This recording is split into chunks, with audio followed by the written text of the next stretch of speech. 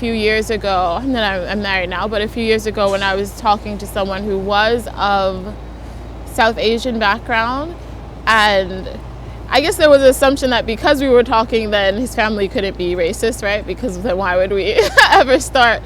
But it was a conversation that came up later, like, I don't know if my family would accept you, etc. And so it was interesting to face that head on, what I've heard so many people talk about, but to actually experience it. And I think that one of the main ways I see and view racism within our community is that we'll have Muslim organizations or Muslim events that are supposed to be for all Muslims, but in reality it's for a certain segment of Muslims, or it's for almost everyone except Black Muslims, in that they don't speak about Black issues as if Black issues aren't Muslim issues, or as if Black Muslims shouldn't care about Black issues.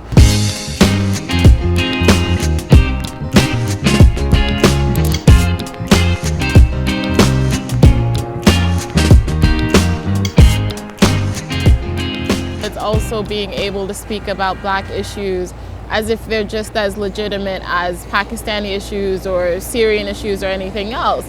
But we'll speak about the Syrian crisis, or we'll speak about marriage issues in the Pakistani community, like you guys have your own issues or that sort of thing with parental involvement and that sort of thing. But you won't talk about, for example, police brutality as if it's also a legitimate issue that we can be concerned about within the larger Muslim community. It's just not seen that way. We're kind of excluded in terms of issues, and I think issues are actually more important.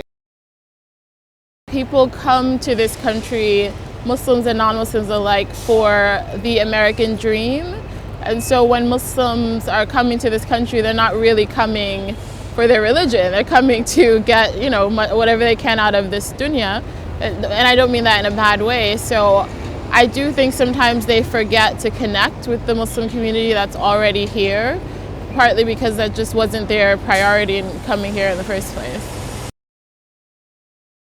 Sometimes I consciously don't think about it in the sense of not wanting to think about racism, because it really upsets me and saddens me and can just make life feel very negative. So sometimes I do block it out.